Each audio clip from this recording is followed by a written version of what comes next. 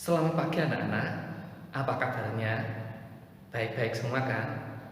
Nah, pada pembelajaran yang lalu, kita sudah belajar tentang gerak lurus. Pada pembelajaran kali ini, kita akan belajar tentang hukum Newton. Apa saja yang kita pelajari tentang hukum Newton ini? Untuk itu, perhatikan penjelasan berikut. Tujuan pembelajaran dari hukum Newton ini adalah yang pertama, mendeskripsikan konsep gaya. Yang kedua, menghitung resultan gaya. Yang ketiga, menganalisis penerapan hukum pertama Newton. Yang keempat, menganalisis penerapan hukum kedua Newton. Yang kelima, menghitung percepatan benda menggunakan persamaan hukum 2 Newton. Yang keenam, menganalisis penerapan hukum ketiga Newton.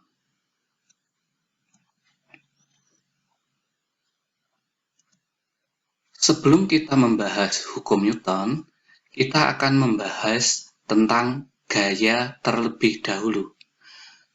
Gaya itu apa? Gaya merupakan sebuah tarikan atau dorongan. Ketika benda dikenai gaya, maka akan mengakibatkan perubahan kecepatan benda. Akan mengakibatkan juga mengubah bentuk dan ukuran benda, serta akan mengubah arah gerak benda. Gaya disimbolkan dengan huruf F dengan satuan Newton atau N.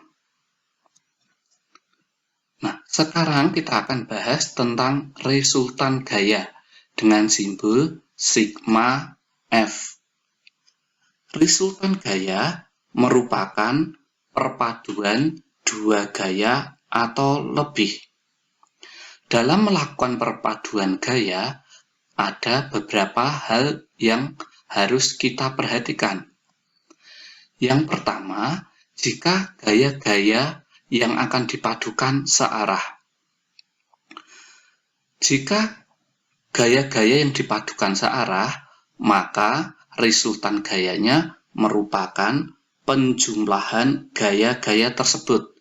Contohnya, misalnya ini ada sebuah benda yang dikenai dua gaya, yaitu yang pertama gaya F1 ke kanan dan kemudian gaya yang kedua F2 ke kanan.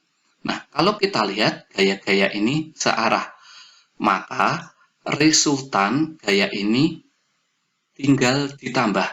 Resultan sigma F sama dengan F1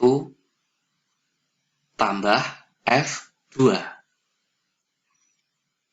Kemudian, untuk gaya-gaya yang berlawanan arah. Untuk gaya-gaya yang berlawanan arah, maka resultan gayanya merupakan pengurangan dari gaya-gaya tersebut. Misalnya, ini sebuah benda dikenai dua gaya, yaitu F1 ke kiri dan F2 ke kanan. Karena kedua gaya ini berlawanan arah, maka resultannya tinggal dikurang. Maka resultan gaya sigma F sama dengan dikurang. Berarti F2 dikurangi F1. Kita akan lihat contoh soal. Nah, perhatikan dua gaya yang bekerja pada benda ini. Benda ini dikenai gaya F1 ke kanan sebesar 5 Newton, kemudian dikenai gaya F2 yang arahnya ke kanan 8 Newton. Maka, untuk mencari resultan kedua gaya tersebut, karena searah, berarti tinggal ditambah. Sigma F sama dengan F1 tambah F2. Sama dengan 5 tambah 8. Sama dengan 13 Newton. Sekarang kita lihat contoh yang kedua. pada benda dikenai 3 gaya. Ada F 10 Newton arahnya ke kanan, ada lagi F 15 Newton arahnya ke kanan, dan gaya yang ketiga F 5 Newton arahnya ke kiri. Nah, bagaimana cara mencari resultan dari ketiga gaya ini? Aturannya sama, tinggal yang searah kita jumlah dulu, kemudian yang berlawanan arah kita kurang. Yang searah adalah yang 10 Newton, dan 15 Newton kita tambah dulu, kemudian kita kurangi dengan yang berlawanan arah, yaitu yang 5 Newton ini. Maka resultan gayanya atau sigma F-nya sama dengan 10 ditambah 15, tinggal dikurangi 5, sama dengan 20 Newton. Baik, sekarang kita masuk ke hukum Newton. Hukum pertama Newton. Hukum pertama Newton menyatakan bahwa jika resultan gaya yang bekerja pada benda sama dengan 0, maka benda akan tetap diam atau bergerak dengan kecepatan tetap. Hukum 1 Newton disebut juga hukum kelembaman atau inersia, yaitu bahwa benda cenderung mempertahankan keadaannya. Kalau mula-mula keadaannya diam, maka cenderung mempertahankan diam. Kalau keadaan mula-mulanya bergerak, maka cenderung akan mempertahankan geraknya. Contoh penerapan hukum pertama Newton, misalnya kita berada di dalam sebuah mobil yang mula-mula diam. Kemudian tiba-tiba mobil bergerak, maka yang terjadi adalah tubuh kita akan seakan-akan terdorong ke belakang. Contoh yang lain, misalnya kita berada dalam mobil yang sedang bergerak. Kemudian mobil tiba-tiba direm. Nah, yang terjadi adalah tubuh kita ketika mobil direm seakan-akan terdorong ke depan. Baik, sekarang kita bahas hukum kedua Newton. Hukum kedua Newton menyatakan bahwa percepatan yang dialami suatu benda berbanding lurus dengan resultan gaya yang bekerja dan berbanding terbalik dengan massa benda. Dari pernyataan itu, maka kita bisa membuat rumus. Dirumuskan A sama dengan sigma F per M, di mana A sama dengan percepatan, satuannya meter per sekon kuadrat. Sigma F adalah resultan gaya, satuannya Newton. Sedang M adalah massa, satuannya kilogram.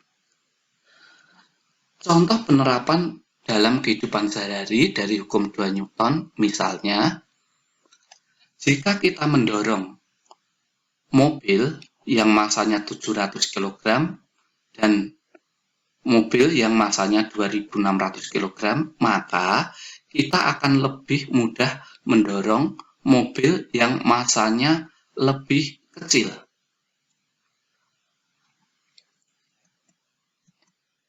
Contoh soal.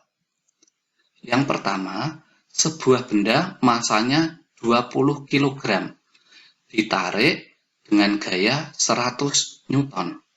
Hitung percepatan yang dialami benda. Langkah pertama, kita cari yang diketahui. Diketahui pada soal massa 20 kg. Massa simbolnya M sama dengan 20 kg. Kemudian gaya 100 Newton. Gaya simbolnya sigma F 100 Newton. Yang ditanyakan percepatan. Percepatan ditanya, percepatan simbolnya A, berarti A sama dengan berapa? Kemudian kita jawab, A rumusnya sigma F per M. Kita masukkan nilainya, berarti sigma F-nya 100 per masanya 20 per 20, sama dengan 5 meter per sekon kuadrat. Contoh yang kedua, perhatikan gambar. Jika massa benda 40 kg, gaya gesek antara benda dengan papan sama dengan 0, maka hitung percepatan yang dialami benda. Baik, kita tulis dulu apa yang diketahui. Kita lihat pernyataan soalnya dulu, massa benda 40 kg, massa simbolnya M 40 kg. Nah, sekarang kita lihat pada gambar. Ternyata pada gambar, benda ini dikenai dua gaya. Yang pertama ke arah kanan 100 Newton, yang kedua 20 Newton ke arah kiri. Maka gaya ini kita resultan dulu, yaitu kita cari sigma F-nya. Karena berlawanan arah, maka kedua gaya ini tinggal kita kurang. Maka resultan gaya sigma F-nya tinggal kita kurang 100 kurangi 20, sama dengan 80 Newton. Kemudian yang ditanya percepatan benda. Percepatan simbolnya A. Kemudian kita jawab, A rumusnya sigma F per M, sama dengan 80 per 40, sama dengan 2 meter per sekon kuadrat. Sekarang kita bahas hukum ketiga Newton. Hukum ketiga Newton menyatakan bahwa ketika benda pertama memberikan gaya atau gaya aksi pada benda kedua, maka benda kedua tersebut akan memberikan gaya atau gaya reaksi yang sama besar ke benda pertama, tetapi arahnya berlawanan. Hukum ketiga Newton ini juga disebut hukum aksi-reaksi, di mana gaya aksi sama dengan gaya reaksi, namun arahnya berlawanan.